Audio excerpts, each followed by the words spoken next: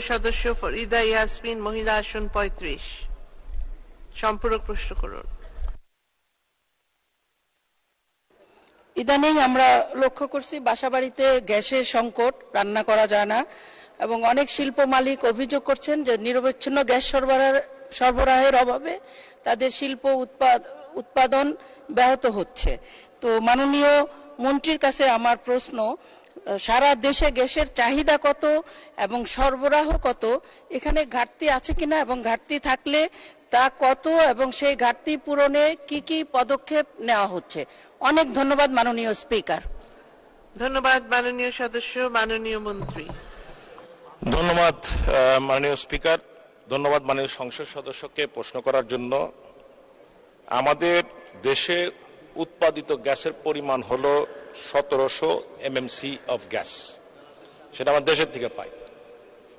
আমরা ইম্পোর্ট করি 1100 MMC of gas per day, অর্থাৎ প্রায় 3000 মতো পরিমাণ গ্যাস আমাদের এখন আমরা দিতে পারছি আমাদের লাইনে। আমাদের প্রয়োজন হলো 3400 থেকে 3500 MMC অফ গ্যাস, প্রায় 500 MMC অফ গ্যাসের মধ্যে আমাদের প্রতিবার এটা চাহিদার মধ্যে একটা গ্যাপ থাকে। কোন ইন্ডাস্ট্রিতে গ্যাস পাচ্ছে না, আমি মাননীয় সংসদ সদস্যকে অনুরোধ করব সেটা আমাকে লিখিতভাবে জানান। আমাদের কাছে এখনো লিখিতভাবে কোনো কমপ্লেন আসে না যে কোনো ইন্ডাস্ট্রি গ্যাস পায় না। আমরা চেষ্টা করছি সেখানে নিরবিচ্ছিন্ন গ্যাস রাখার জন্য। বাসা বাড়িতে গ্যাসের সমস্যা আছে, প্রেসারের সমস্যা আছে, সে কারণে আমরা একটা বিকল্প ব্যবস্থা করেছি, সেটা হল এলপিজি। আমরা বারবার এই সংসদে আমি গত 10টি বছর বলে আসছি, বিকল্প হিসাবে আপনারা এলপিজি ব্যবহার করেন, এবং এলপিজি ব্যবহার করেই আমরা পরবর্তীতে আর বাসা বাড়িতে গ্যাসের কানেকশন দিচ্ছি না বা দিবও না। আমরা গ্যাসকে প্রায়োরিটাইজ করেছি।